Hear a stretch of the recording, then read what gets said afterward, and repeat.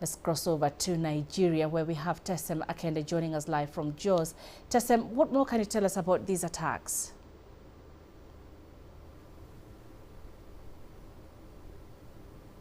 Well, indeed, it happened, and according to emergency officials in Borno State, which is the epicenter of insurgency here in Nigeria, the incidences were actually two, and the victims are women and children, and of course adults.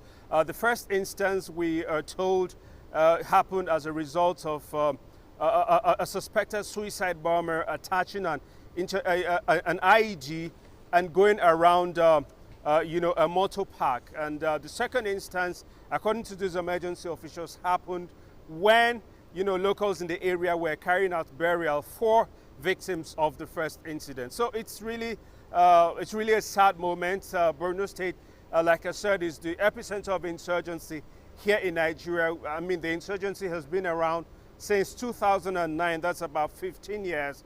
And so, I mean, respite, many people were thinking respite, or there has been respite of some sorts. And, people in Nigeria are hoping that this will be nipped in the bud, head on. Right. This isn't the first time a large gathering of people have been targeted in the north. But talk to us about the strategy of using suicide bombers. What's their goal?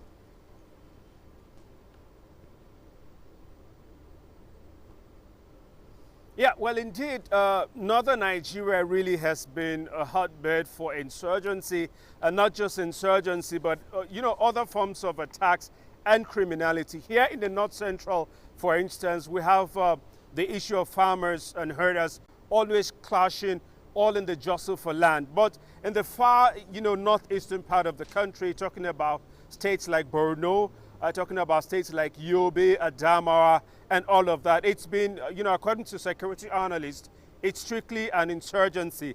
There is an ideology of some sort. And so the incidences vary from, region to region. But yes, to answer you, what is happening in the northeast is some form of ideology, so to say. We have different, factions of terror groups.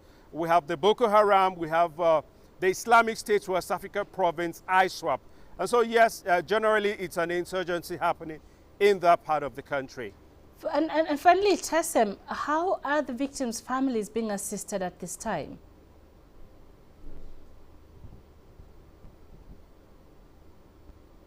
Well, at the moment, there is a dusk to dawn curfew that has been imposed by the authorities, around the Gwoza area, all in the bid to ensure that normalcy is returned, all in the bid to ensure that security agencies, do all they can to forestall, further breakdown of law and order. That has also been done to ensure that they're able to monitor the situation. Military authorities in Gwoza said as of yesterday they had called for more support, medical support, so, to be specific, to address the situation. As at yesterday, they were lacking up on supplies, but they've called for supplies, and they're hoping that with that, they'll be able to, actually handle or treat people who are now victims of that incident yesterday.